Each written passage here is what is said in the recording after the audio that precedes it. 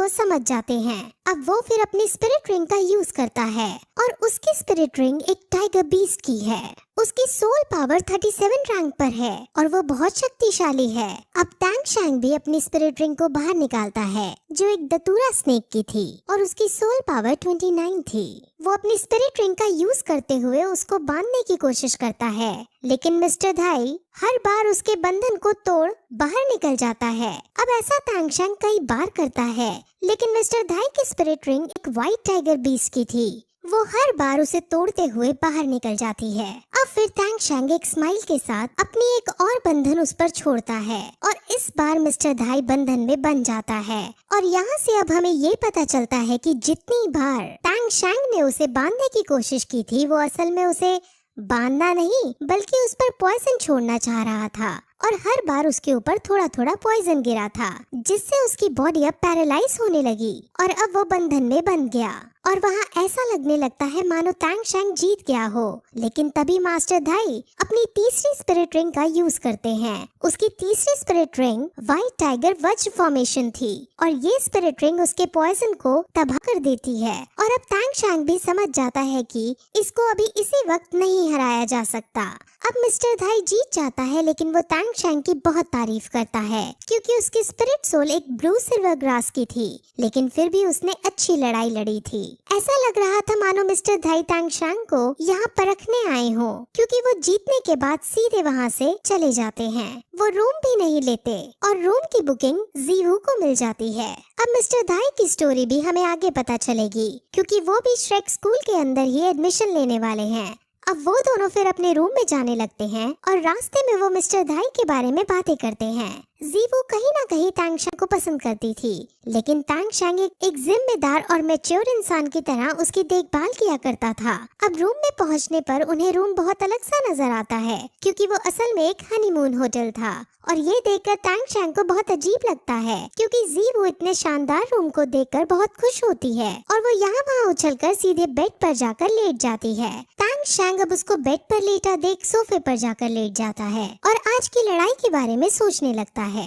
असल में वो ये सोचता है कि अगर वो चाहता तो हिडन वेपन्स का यूज करके उसे हरा सकता था, लेकिन इससे हिडन वेपन की सच्चाई सबके सामने आ जाती, इसीलिए उसने हिडन वेपन्स का यूज नहीं किया था। वो फिर हिडन वेपन्स की कैपेबिलिटीज को याद करने लगता है और उसे अपने पिछले जन्म की एक बात याद आती है कि कैसे जब उसके सेक्ट के अंदर एक खतरनाक चोर भाग रहा था तो टैंग शैंग ने हिडन वेपन्स का यूज करके उसे पकड़ लिया था और उसे मौत के घाट उतारा था। अब फिर अगले दिन वो दोनों शहर घूमने जाते हैं, जहाँ एक शॉप के अंदर जाने पर टैंग शैंग को एक क्रिस्टल नजर आता है। वो उसे खरीदना चाहता है और जब वो इसका रेट पूछता है तो शॉपकीपर उसे बहुत ज्यादा दाम बढ़ाकर बताता है। टैंग शैंग मान जाता है, लेकिन जीवू उसे इतनी महंगी डील ना करने को कहती है। लेकिन तभी जब शॉपकीपर ये देखता है कि टैंग शैंग किसी भी कीमत पर ये खरीदना चाहता है तो वो इसके दाम और ज्यादा बढ़ा देता है। अब ये देख जीवू को गुस्सा आ जाता है और वो टैंग शैंग को लेकर वहाँ से बाहर निकलने लग जाती है। लेकिन तभी शॉपकीपर टैंग शैंग की कमर पर ग्रैंड मास्टर की दी हुई बेल्ट देखता है और वो समझ जाता है कि ये लड़का ग्रैंड मास्टर का डिसाइपल है। वो फिर उसे ये पीस फ्री में देने लगता है, लेकिन फिर भी टैंग शैंग उसके कुछ पैसे देकर उस पीस को अपने साथ रोज होटल में ले जाता है और वहाँ हैमर की मदद से उसको क्रश करके उसके ग्रैन्यूल्स को कलेक्ट करता है। असल में ये एक हेयर क्रिस्टल था और इस दुनिया में तो इसे एक नॉर्मल पीस ही माना जाता है, लेकिन टैंग शैंग के अकॉर्डिंग हम इससे बहुत छोटे छोटे और पतले साइज की नीडल्स बना सकते हैं और ये हिडन वेपन से भी ज्यादा शक्तिशाली हथियार साबित हो सकते हैं। टैंग शैंग को क्योंकि पिछले जन्म की नॉलेज थी, इस वजह से वो यहाँ एक नए तरह का हथियार बना पाया। जीवू ये देखकर बहुत शौक होती है और अब दोनों फिर और ज्यादा देर ना करते हुए श्रेक स्कूल की तरफ निकल जाते हैं। वहाँ पहुँचने पर वो एक लंबी लाइन देखते हैं और वहाँ जो उन्हें एंट्री दे रहा था वो उन सभी को टेस्ट कर रहा था। वहाँ जो बच्चा कमजोर था उसे वो एंट्री नहीं दे रहा था और जब वो बच्चा रिफंड की डिमांड करता तो उसे सीधे सीधे भगा दिया जाता। वहाँ उन्होंने साफ ये रूल रखा था कि जो कमजोर होगा उसको यहाँ एंट्री नहीं मिलेगी और उसकी फीस भी रिफंड नहीं होगी। वहाँ पे मिस्टर धाई भी खड़ा था जो उनको संभाल रहा था, जो रिफंड की डिमांड कर रहे हैं। मिस्टर धाई रिफंड मांगने वालों को ये कह रहा था कि जो रिफंड चाहते हैं वो मुझसे फाइट कर ले और अगर मैं हार गया तो तुम्हें रिफंड मिल जाएगा।